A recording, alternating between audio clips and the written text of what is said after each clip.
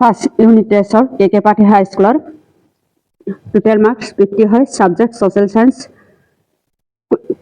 তলৰ দিয়া প্ৰশ্নসমূহৰ পৰা উত্তৰ বাছনি কৰা কোৱেশ্চন নম্বৰ 1 তলৰ কোনটো প্ৰাথমিক বৃত্তিৰ উদাহৰণ হ'ব ইয়াৰ কোনটো প্ৰাথমিক বৃত্তিৰ উদাহৰণ হ'ব ডিটো উত্তৰ হ'ব কৃষি কাৰ্য হ'ব কোৱেশ্চন নম্বৰ 2 IUCN সংস্থাপন কোনটো অন্তঃৰাষ্ট্ৰীয় সংস্থাৰ অন্তৰ্গত ইয়াৰ কোনটো উত্তৰ হ'ব এটো উত্তৰ হ'ব UNESCO হ'ব কোৱেশ্চন নম্বৰ 3 অসমৰ নামৰ প্ৰদেশখন কেতিয়া গঠন হৈছিল এটো ইয়াৰ প্ৰদেশখন কেতিয়া গঠন কৰা হৈছিল এটো 1874 আছিল এটো উত্তৰ হ'ব 1874 হ'ব এটো তাৰপিছত কোৱেশ্চন নম্বৰ 4 বংশ বিভাজন তলৰ কোনজন গভৰ্ণৰ আহন কালত সংঘটিত হৈছিল এইটো 4ৰ কোনটো উত্তৰ হ'ব 4ৰ এটো উত্তৰ হ'ব লৰ্ড কাৰ্নেছ কোৱেশ্চন নম্বৰ 5 বংশ বিভাজন প্ৰথম প্ৰতিবাদী সভা ক'ত অনুষ্ঠিত হৈছিল ইয়াৰ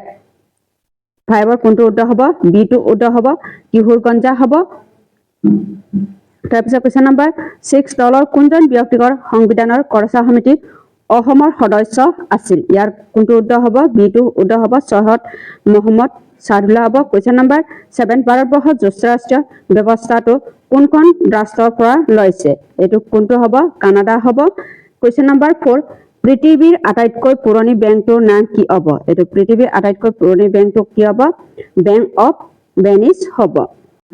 কোৱেশ্চন নম্বৰ 9 কাগজী মুদ্ৰা ছপা বেংকটো হ'ল ইয়াৰ কোনটো উত্তৰ হ'ব কেন্দ্ৰীয় বেংক হ'ব কোৱেশ্চন নম্বৰ 10 1905 চনত কোন তাৰিখত বংশ বিভাজন কাৰ্যকাৰী হৈছিল ইয়াত কি হ'ব 16 অক্টোবৰ হ'ব কোৱেশ্চন নম্বৰ 11 মুছলিম লীগ কিমান চনত গঠন হৈছিল ইয়াত এটো কিমান চনত হ'ব 1906 হ'ব চনত হ'ব এটো কি হ'ব 30 ডিসেম্বৰত হ'ব এটো 30 ডিসেম্বৰ হ'ব তাৰপিছত কোৱেশ্চন নম্বৰ 12 অৰ্থনৈতিক ভূগোলৰ পিতৃ কোন আছিল অৰ্থনৈতিক ভূগোলৰ পিতৃ কোন হ'ব জৰ্জ এটো কি হ'ব সিমছ হ'ব জৰ্জ সিমছ হ'ব কোৱেশ্চন নম্বৰ 13 বংশ বিভাজন কিমান চনত সংঘটিত হৈছিল 1905 চনত হ'ব কোৱেশ্চন নম্বৰ 14 অৰ্থনৈতিক ভূগোলৰ যিকোনো এটা আখা নাম লিখা ইয়াত কি হ'ব কৃষিক ভূগোল এটো কৃষিক ভূগোল বা ঔদ্যোগিক ভূগোল হ'ব কৃষিক ভূগোল বা ঔদ্যোগিক ভূগোল চতুৰ্থ বৃত্তিৰ এটা উদাহৰণ দিয়া এটো চতুৰ্থ বৃত্তিৰ উদাহৰণটো কি হ'ব গৱেষণা এটো গৱেষণা আৰু উন্নয়নমূলক কাৰ্য হ'ব এটা লিখিবলৈ কৈছে তাৰপিছত কোৱেশ্চন নম্বৰ 16 অনবীকৰণযোগ্য সম্পদ কাক বোলে এটো অনবীকৰণযোগ্য সম্পদ কাক বোলে এটো হ'ব যিবোৰ সম্পদ ব্যৱহাৰ কৰাৰ পিছত প্ৰকৃতিৰ পৰা চিৰদিনৰ বাবে নিঃশেষ হৈ যায় আৰু অহজে পুনৰ উৎপাদন কৰিব নোৱাৰে তাকে অনবীকৰণযোগ্য সম্পদ বোলে যেনে কয়লা পেট্ৰল 17 বংশ বিভাজন কোন দুজন ব্যক্তিকে কাৰ্জনক সহায় কৰিছিল কোৱেশ্চন নম্বৰ 17ৰ উত্তৰটো এন্ড্ৰেছ প্ৰেজাৰ আৰু হৰবেট ৰেছলে হ'ব কোৱেশ্চন নম্বৰ 18 মুছলিম লীগ গঠন দুটা উদ্দেশ্য লিখা কোৱেশ্চন নম্বৰ 18 মুছলিম লীগ দুটা উদ্দেশ্য হ'ল 1 ব্ৰিটিছ চৰকাৰ প্ৰতি মুছলমানসকলৰ অনুগত্য বৃদ্ধি কৰা 2 মুছলমানসকলৰ ৰাজনৈতিক অধিকাৰ আৰু স্বাৰ্থ ৰক্ষা কৰা কোৱেশ্চন নম্বৰ 19 গ্ৰামীয় বেংক দুটা কাৰ্য উল্লেখ কৰা এটো হ'ব গ্ৰামীয় বেংক দুটা কাৰ্য হ'ল 1 দৰিদ্ৰ আৰু ভূমিহীন কৃষকসকলৰ বিনা বন্ধুত্ব ঋণ প্ৰদান কৰা 2 গ্ৰাম্য অঞ্চলত আত্মসংস্থাপন সুযোগ সৃষ্টি কৰি সঞ্চয় সত্যাহত বৃদ্ধি কৰা কোৱেশ্চন নম্বৰ 20 জীৱীয় আৰু অজীৱীয় সম্পদৰ মাজৰ পাৰ্থক্য লিখা এটো হ'ব কোৱেশ্চন নম্বৰ 20 জীৱীয় আৰু অজীৱীয় সম্পদৰ মাজত দুটা পাৰ্থক্য হ'ল জীৱীয় সম্পদ অজীৱীয় সম্পদ 1 জীৱীয় সম্পদবোৰৰ প্ৰাণ আছে যেনে উদ্ভিদ অজীৱীয় সম্পদবোৰৰ নিৰ্জীৱ যেনে শিলা হ'ব তাৰপিছত 2 জীৱীয় সম্পদবোৰ পুনৰ উৎপাদনশীল হ'ব পাৰে অজীৱীয় সম্পদবোৰ বেছিভাগ অনবীকৰণযোগ্য হ'ব পাৰে কোৱেশ্চন নম্বৰ এটো 21 সম্পদৰ দুটা গুণ কি সম্পদৰ দুটা গুণ কি হ'ব উপকাৰিতা এটো উপকাৰিতা আৰু ইয়াত কি হ'ব কাৰ্যকাৰিতা হ'ব এটো কাৰ্য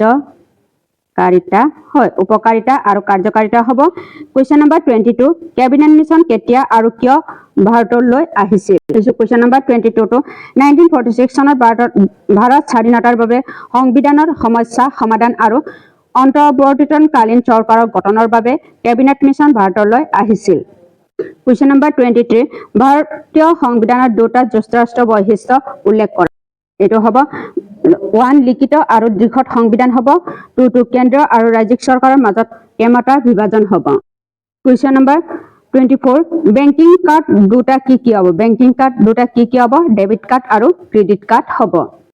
24 ৰ উত্তৰটো ডেবিট কাৰ্ড আৰু ক্ৰেডিট কাৰ্ড হয় কুৱেশ্যন নম্বৰ 25 চাইবাৰ প্ৰতাৰণা আৰু হাত সাৰিব ল'ব লগা দুটা উপায় লিখা কুৱেশ্যন নম্বৰ 25 ৰ 1 নিজৰ পাছপোৰ্ট বা OTP কাৰো লগত শ্বেয়াৰ নকৰে 2 কোনো সন্দেহজনক লিংকত ক্লিক নকৰা 26 অৰ্ধ যুক্তৰাষ্ট্ৰীয় কাক বোলে কুৱেশ্যন নম্বৰ 26 ৰ উত্তৰটো যি আসনৰ ব্যৱস্থা যুক্তৰাষ্ট্ৰীয় আৰু একক কেন্দ্ৰীয় এই দুই ধৰণৰ চৰকাৰৰ বৈশিষ্ট্য মিশ্ৰত হৈ তাকে অৰ্ধ যুক্তৰাষ্ট্ৰীয় বোলে কুৱেশ্যন নম্বৰ 27 সম্পদ সংৰক্ষণ দুটা পদ্ধতি উল্লেখ কৰা এটো হ'ব সম্পদ সংৰক্ষণ দুটা পদ্ধতি হ'ল 1 বিকল্প সম্পদ অনুধান কৰা 2 সম্পদৰ পুনৰ সক্ৰিয়কৰণ কৰা কুৱেশ্যন নম্বৰ 28 IUCN ৰ নেতৃত্ব গঠন হোৱা দুটা অনুষ্ঠান নাম লিখা এটো হ'ব IUC দুটা অনুষ্ঠানৰ WWF World Wide Fund for Nature হ'ব WCU World Conservation Union হ'ব কুৱেশ্যন নম্বৰ 29 ভাৰতীয় সংবিধানৰ প্ৰস্তাৱনাত থকা সাৰ্বভৌম সমাজবাদী ধৰ্মনিৰপেক্ষ গণতান্ত্ৰিক গণৰাজ্যৰ বিষয়ে আলোচনা কৰা এটো হ'ব 29 ৰ উত্তৰটো সাৰ্বভৌম ভাৰতবৰ্ষ এখন সাৰ্বভৌম ৰাষ্ট্ৰ সাৰ্বভৌম হৈছে ৰাষ্ট্ৰৰ সৰ্বোচ্চ ক্ষমতা অৰ্থাৎ বাহ্যিকভাৱে ভাৰতবৰ্ষ কোনো বিদেশী শক্তিৰ তললৈ নহয় আৰু আভ্যন্তৰীণভাৱে ভাৰতবৰ্ষ কোনো বিশেষ শক্তিৰ দ্বাৰা পৰিচালিত নহয় তো সমাজবাদীটো ভাৰতবৰ্ষ এখন সমাজবাদী ৰাষ্ট্ৰ সংবিধানত 42 নং সংশোধনীয় আইনৰ জৰিয়তে 1967 চনত এই অব্দটো প্ৰস্তাৱনা সংযোজন কৰা হৈছিল ভাৰতবৰ্ষ মানুহৰ মাজতে আই মৰ্যাদা আৰু জীৱন ধাৰণৰ মানদণ্ড বিষয়ত বৈষম অথবা সমতা নাথাকিব তাৰপিছত ধৰ্মনিৰপেক্ষটো ভাৰতবৰ্ষ এখন ধৰ্মনিৰপেক্ষ ৰাষ্ট্ৰ হ'ব ইয়াত চৰকাৰী ধৰ্ম বুলি কোনো ধৰ্ম নাথাকিব চৰকাৰৰ দৃষ্টি সকলো ধৰ্ম সমান আৰু ধৰ্মৰ নামত কোনো বৈষম নাথাকিব লগতে চৰকাৰৰ কোনো ধৰ্মৰ প্ৰতি বিশেষ অনুগ্ৰহ প্ৰদৰ্শন নকৰিব উল্লেখযোগ্য যে এই ধৰ্মনিৰপেক্ষ অব্দটো প্ৰস্তাৱনা 42 নং সংশোধনীয় মতে অনবিশিষ্ট হৈছে গণতান্ত্ৰিক ভাৰতবৰ্ষ এখন গণতান্ত্ৰিক ৰাজ্য হ'ব দেশৰ আসন ব্যৱস্থা জনসাধাৰণৰ প্ৰতিনিধিৰ দ্বাৰা পৰিচালিত হ'ব জনসাধাৰণৰ দেশৰ আসন নিজৰ বাবে নিজে চলাব আৰু প্ৰশাসনৰ জনসাধাৰণৰ ওচৰত দায়বদ্ধ হ'ব তাৰপিছত গণৰাজ্য ভাৰতবৰ্ষ এখন গণৰাজ্য দেশখনৰ ৰাষ্ট্ৰপতি জনসাধাৰণৰ দ্বাৰা নিৰ্বাচিত ব্যক্তিক হ'ব ৰাষ্ট্ৰপ্ৰধান পদবীটো বংশানুক্ৰমিক নহ'ব অথবা কোনোবাই বাছনি কৰা বিশেষ ব্যক্তিক নহ'ব এইটোৱে হ'ব আমি এইটোকে লিখিব লাগিব কুৱেশ্যন নম্বৰ 30 কেন্দ্ৰীয় বেংক কাৰ্যাৱলীসমূহ আলোচনা কৰা কুৱেশ্যন নম্বৰ 13 কেন্দ্ৰীয় বেংকৰ কাৰ্যাৱলীসমূহ হ'ল 1 নোট বা মুদ্ৰা প্ৰচলন কৰা 2 চৰকাৰৰ বেংক হিচাপে কাম কৰা 3 অন্যান্য বাণিজ্যিক বেংকসমূহৰ নিয়ন্ত্ৰণ কৰা এইটোৱে হ'ব 50 মাৰ্কছৰ কুৱেশ্যন পেপাৰটো